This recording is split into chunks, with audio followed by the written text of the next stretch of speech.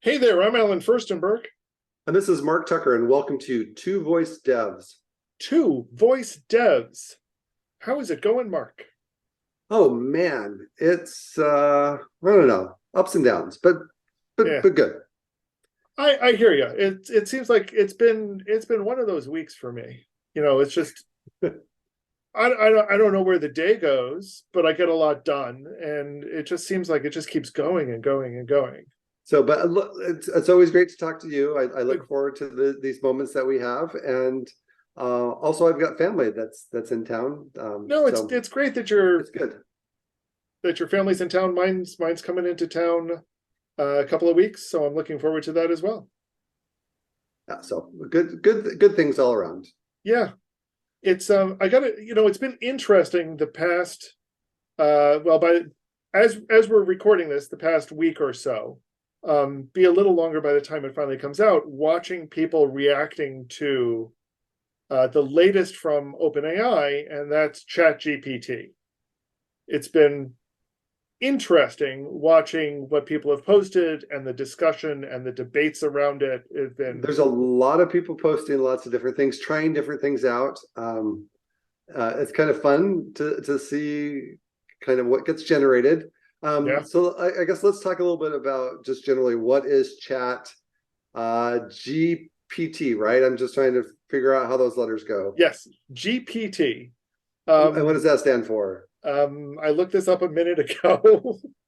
Generative pre-something Pre transformer? Pre-trained. Pre-trained transformer. All right. Generative pre-trained transformer. And what that basically means is that it's a large language model that's been trained on a absolutely massive data set of conversations, of stuff from the internet, Okay. and trained on what conversations look like in this particular case. And that's kind All of the right. notable feature about ChatGPT versus previous models that we've seen from OpenAI, GPT-2, GPT-3, the forthcoming GPT-4, and so forth, is that in addition to being trained with not, with, I won't say knowledge, in addition to being trained with patterns of information from the internet, it's also been trained with patterns of information about what conversations look like. Okay. So it's something that you can give input to and it will generate an output.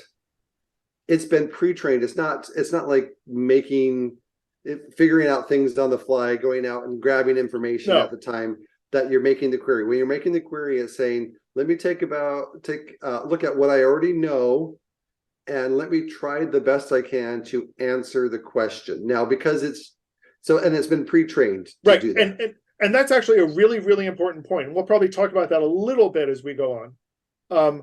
All it knows about is stuff up through September of 2021. So Okay. anything that happened after that, it does not know about. And it doesn't maintain an active internet connection. So it can't go out and get more information. And what it generates could be true. It could be a complete Well, work of fiction. let's get to that in a minute, because that's actually, I think, Okay. a big part here. What All it right. generates is a response. So it's trained to carry on a conversation. Now, that Okay. could be a conversation where you ask it a question and it gives an answer. You could ask it to create something like a poem or create 5 paragraphs of something, and it will reply with that. And then you can continue the conversation and say things like, well, okay, what would that be like, written in haiku? What would that be like written as a limerick instead? Okay. So it has this notion of conversational context and history.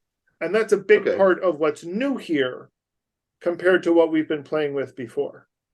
And what I've noticed is sometimes I've asked something and it gives a longer answer, but it only gives you part of the answer, and you have to kind of hit enter for it to kind of finish. Because I guess it maybe makes API calls and just gets segments of answers back So yeah, until it pulls up the whole answer, right? behind the scenes, it's making an API call to its own servers to do this. And you can make those calls directly, actually. If you wanted to, it's been well publicized what the the endpoint is for you to send a request and you'll get the response back. And people have done just that, so there are Twitter bots right now where you can send something to this and it will tweet back at you. There are plugins for Chrome. There are command line plugins. So you don't need to use the web page that they've provided for this by default. You can use a variety of other means. And people are putting that to some very creative applications. But there is a cost associated with it after a certain point, right? Right now, there is not. Okay. This is very much an early test platform. So right now, it's free. One assumes they're going to start imposing a cost sooner or later. Yeah. But I need to find the tweet, but I believe somewhere they said that it's costing on the order of pennies per query, though. Okay. So, it's not a huge expense at this point to do what they're doing. That said, they've said they're experiencing some performance issues because of just how many people are using it. And they've been working with Microsoft to scale up the resources on Azure, which is where it's running. There was an interesting comment I saw on Twitter from Tom Hewitson over in the UK saying he can tell a noticeable difference when it is, morning, I don't know, 8 a.m., 9 a.m. California time, because it slows things down dramatically. Yes. So. And I think it's really, it's really interesting just how much use it's getting. One of the stats they gave out was that it reached 1 million people, 1 million different unique logins using it in just 5 days. Oh, wow. That's which is, quick. Yeah, it's massive. What do you think the appeal is? I think the appeal is, well, when you actually use it, it does a really good job at carrying on a conversation. And people aren't used to that. They're used to Google or Alexa having these kind of short conversations with brief answers that more often than not aren't very good. Or asking Google a question and getting a long answer back, but that being the end of it. Yeah. The conversation notion really appeals to people. And then the notion of being able to build up a query by asking more detailed questions is good. So, you could say things like, what are the 10 fastest animals? And it'll give you a list of 10 of them. And you can say, tell me more about that second one. And it'll give you more information about it. And you can say, well, where is it found? And how many of them are, you can keep asking follow-up questions, or even, change the subject, veering away from it based on what you just heard. Okay. And I think people are finding that really appealing.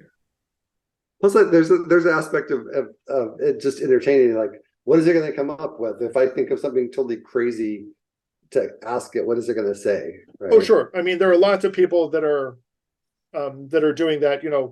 Like I said, what would the Gettysburg Address sound like done as a limerick? That's quirky and fun. That is quirky and fun. I think a lot of people are also kind of tossing questions at it from tests. So I've seen university professors say, I just gave ChatGPT my final exam from last year, and here's how it did. Or people who are administering IQ tests to it to measure what its IQ is. Oh, that's interesting. So these are, people are kind of, by the way, its IQ is averaging around 87. So it's, not quite performing at the level of the average human yet. Definitely not Mensa level. No. And that's in some ways interesting on its own level. But also listening to, professors talk about the answers that it's giving me some of the questions. This gets into it's a well-trained system for answering, not necessarily a well-trained system for giving the right answer. Yeah, and it's kind of broad and varied. Like I've seen where, like, some crazy question was like, write like a C sharp program that calls a Python program that calls JavaScript, which adds 1+1. And it came up with something. It wasn't exactly what was asked, but it returned code, which is interesting. And then you like got the other end where it's doing poems and rhyming or things like that too. So it's kind of got a pretty wide breadth of content that it's been pre-trained on, so that it could generate lots of different things. Yeah, but I like the way that you put it. It's got, it has a breadth of information that it was trained on to give a wide variety of answers. Part of the problem, you fortunately skirted around saying it knows this, because it doesn't know. It does not. Doesn't know anything. What it has is a lot of patterns, and it's very good at repeating patterns. Yeah, and we had mentioned, so let's talk about it head on, is that what it generates could be complete falsehoods. You could ask a question from history in such a way with combinations of things, and it could tell you something that's completely did not happen. Right. I mean, one of my, I've seen, again, those same professors will say, it gave back a really good looking answer. But the more I looked at it, the more I realized it either didn't answer the question or answered it wrong and just hid the fact that it answered it wrong. Yeah. At one point, I asked it a question about if I had posed it in the terms of if somebody was able to cut a cord of wood, cut a cord of wood every day, how many cords of wood would it cut in the year 2020? And it answered, well, that depends on how many days there are in the year. And I'm like, huh? Don't you know how many days are in the year? Right. Yeah. So I asked it straight out, how many days were in 2020? And it said quite confidently there were 365 days in the year 2020. So it didn't put those two thoughts together to come up with the answer. A, it didn't put those two thoughts together to come up with the answer. B, there were 366 days in the year 2020 because it's a leap year. Oh, sorry, I didn't even catch that. Like I said, it sounds perfectly plausible, but it's wrong. And then I would say things like, well, what is a leap year? And it would give me the definition of a leap year, right down to exactly how you compute it. And I'd say, give me some examples of a leap year, and it would tell me that 2020 was a leap year. So, depending on how I ask the question, it either doesn't know how many days there are, knows the correct answer, or knows the wrong answer. How do you trust? And this is a simple question. This was not meant to be a tricky question. Yeah. When you get that, how do you trust it for anything? Yeah. No, I haven't tried this, but if two people were to ask the exact same question, let's assume that we're coming from zero context, like you haven't had a conversation and you both start from the very beginning and ask the same question, do you get the exact same answer back? No. Or you may not get the exact same answer back. And I know this because a couple of reasons. One is that it does have a button called try again, which will re-ask it the same question. Oh, okay. And two, I've asked it a question and then opened up a brand new session and asked it the same question again. I was actually looking for an answer the other day about how to do some configuration in Apache. And I said, let me ask it and find out. And it gave me, again, an answer that looked completely plausible, but was wrong. So I tried it several more times. Yeah. And all of those times got an answer that looked really plausible, but was wrong in different ways each time. It's interesting. I'm wondering if it's just it doesn't know enough context from the question. It's not smart in any particular domain. No, it's not. So So if that's the thing, or like I guess I'm thinking of Stack Overflow. Is it only gleaning the correct answers, or is it gleaning correct and incorrect answers for, I don't even know if it's crawling Stack Overflow. I There's don't a know. lot of evidence that it is crawling Stack Overflow. One. Okay. Two, and I'll mention this as an aside, Stack Overflow no longer allows GPT answers on the site. And the How would it reason, know? well, you can tell in some cases. And the reason why is because it is generating a lot of bad answers. Yeah.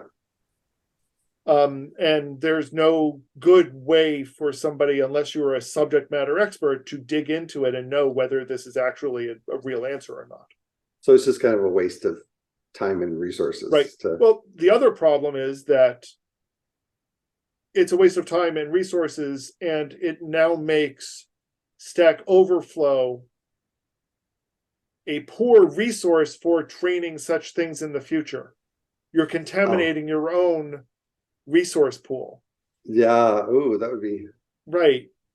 So you're feeding in generated answers to build up the next generation of generated answers. That's not a good thing for AI. no, sounds like a path to the end somehow. Yeah. Well, in this particular case, though, in the case of my Apache question, I think what it was is there's a lot of info. The answer is correct for an older version of Apache. Yeah. But I had specifically, requested about the most recent version of Apache, and it was still giving me the old answer. So, again, these are the patterns that it found, and these were the patterns that matched, and these are the patterns that it's going to give. Yeah. And that's, I think that points to the pitfalls of using large language models, is that they're really good at patterns, but that's all they're good at. Yeah. So I've got a fun activity to do. I don't know if it was like a family activity or a date or something. So feed Chat GPT with a couple of items, and they could be items that normally go together. I'm talking about food items, ingredients, and have it generate a recipe, and then bake the recipe, taste it, and then rate it and see how good of a job it did. I have seen people say they do this and that it has produced good results. Really? Excellent. I wouldn't try it myself, but that's only because I don't trust my own cooking skills. But I've heard good results from trying this out. Yeah, I had a coworker say that he and his mom were asking it for like Indian food recipes, and they seemed legit on the surface. He said they hadn't tried any yet, but it seemed like it could be something that would be well paired together. So, now, one of the interesting things that I saw that's related directly to voice technology. One of the questions we always have when it comes to conversation or conversational design is, we're creating an awful lot of prompts to match to an intent, and then we need to come up with an awful lot of responses. And, conversation designers spend a lot of time doing these sorts of things, and still then monitoring what people are saying to see how we need to tailor them.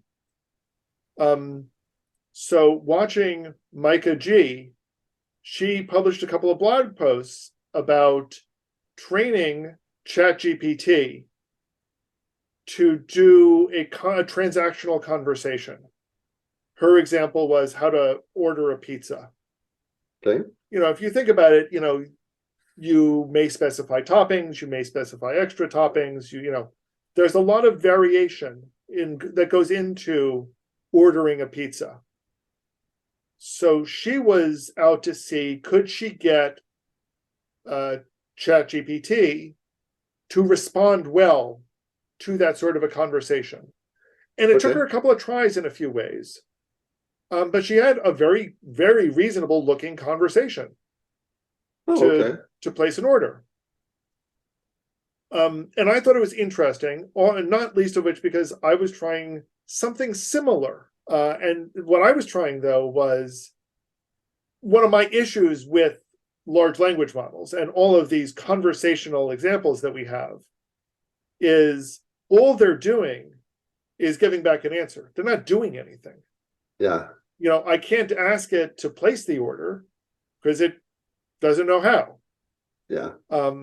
There's no, it can't send it out to a webhook somewhere, or it can't send it can't turn it into an intent and send it out to a webhook somewhere. Yeah. So I was trying to teach it how to do that with some success. Okay, so you've used the word teach and train, and so I thought GPT was already pre-trained. So when you say train, is there a way to add to it and specialize train it, or are you talking about train it by carrying on a previous conversation and kind of giving it context for a conversation? Well, there's a way to essentially give it a lot of context up front. Okay. And say, and people have used some of this to kind of break it out of its some of its limitations that are built in deliberately. But you can, for example, say, I'm going to give you a sample of text, and you give it a paragraph or something, and then ask it questions about that paragraph. Okay. And because that paragraph is now part of the conversational context, it can do some things about it. It's not always perfect, but these are ways that people have come up with GPT-3, for example. It's called prompt engineering. How do you set up the environment so that additional things that you do evaluate, use it to evaluate a response? Yeah. So, for example, when I was in my my ordering example, I was using a burger shop. I was saying things like, the user will place an order. Their order can either be for a burger or for a soda. If they are ordering a burger, they can specify 0 or more toppings, including, and I'd list the toppings. So that when later I would ask it a question like, can I order French fries? It would say back, sorry, we don't have French fries on the menu. Oh, interesting. Or, if I said, I want to order a soda, it would say, what flavor of soda do you want? And do you want small, medium, or large? And if I said, I want a large soda, it would say, what flavor large soda do you want? So I could sort of create slots, kind of. Yeah, kind of. Sort of. Mm-hmm. And then say, when a user has placed the order, here is what I want an API call to look like. And when you send that API call out, you will get back a JSON object that you can use in your reply to the person. So, when the person says, I'm done with my order, it knows to call the finished order API call. And it gets back a JSON that gives a total value. And it says back to the customer, your total is whatever. So, but that requires literally, in my case, 2 pages worth of instructions at the beginning of a conversation. Oh, wow. Detailing things like, here is the menu, and here are the various toppings for the menu, and here's what the API looks like, and here's what the parameters in that API look like. And, so giving it all of that information. But it handles some of it really well without having to be told. So, for example, I told it one of the flavors of soda is Coca-Cola. And I specified it as Coca-Cola. But if I go and say, I'd like to order a large Coke, it translates, it's able to send to the back end size, large, flavor, Coca-Cola. It's interesting, and it's interesting to play with, but I feel like it's got a long way to go. Yeah, no, I think there's going to be some initial interest and kind of buzz, and then there's going to be people that are going to really try to figure out how to make this practical and use it. Yeah, So, it's interesting to see where it goes, but I don't think it's going to change anything terribly radically in the next 6 to 12 months, at least. Yeah, I agree. I know there's been a lot of talk about this in the voice community. Love to hear your thoughts and feedback, or, wacky examples or good examples. Yeah, and share that with us. However you normally reach out to us on Twitter, on LinkedIn, comments here in the podcast or YouTube video. So we would just love to get feedback and see what you're doing with it, and what things you're learning.